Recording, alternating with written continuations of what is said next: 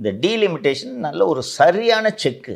இன்னைக்கு times of இந்தியாவில் resident editor Arunram ஒரு கட்டுரை எழுதியிருக்கிறார். ரொம்ப அழகாக விஜய் காய் நகர்த்தி இருக்கிறார் என்று பாராட்டி அதில் எழுதியிருக்கிறார். இது பாராளுமன்றத்தில் நடக்கப் போகிற மசோதா. அங்கே என்ன விவாதம், என்ன வாக்கெடுப்பு நடத்தாலும் உங்களுக்கு அதனால் 10 நிமிஷம் பிரயோஜனம் இல்லை. ஏன்னா உங்கள்கிட்ட எம்பியே இல்லை.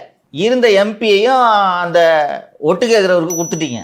அதனால் உங்களுக்கு அதில் எந்த விஷயமும் கிடையாது. அப்போ நீ எதுக்கு எம்பி கூட்டத்தை கூட்டின? ஸோ உன்னோட எதிரிக்கு செக் வைக்கிறதுக்கு. ஸோ அந்த வகையில் விஜய் நன்றாகவே களமாடுகிறார் என்று அந்த கட்டுரையில் எழுதியிருந்தது. நேற்று நான் பேசி கொண்டிருந்த போதும் நான் அதைத்தான் சொன்னேன். இவங்களுக்கு செக் வைக்கிறதுக்காக தான் இந்த விஷயமே. இப்போ உங்கள் சாயம் வெளுத்து போச்சா?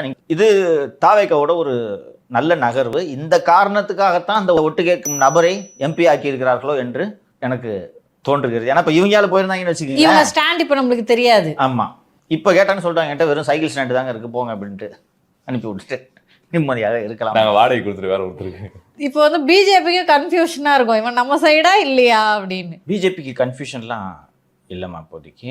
என்னென்னா உன்கிட்ட எம்பி இல்லாததுனால ஒன்று விடுறேன், ஆனாலும் காங்கிரஸை கூட சேர்த்து வச்சுக்கிறது ஒன்று ஒரு நாளும் மன்னிக்க போவது இல்லை என்பதில் கவனமாகத்தான் இருக்கு. தாவேக்காவோட நகர்வுகளை ரொம்ப உற்று நோக்கிட்டு இருக்காங்கன்னு நான் நினைக்கிறேன். இப்போ வரைக்கும் எம்பிஸ் இல்லாததுனால இவங்களை எதுக்கு மிரட்டணும், எதுக்கு தொல்லை கொடுக்கணும் சொல்லுங்க.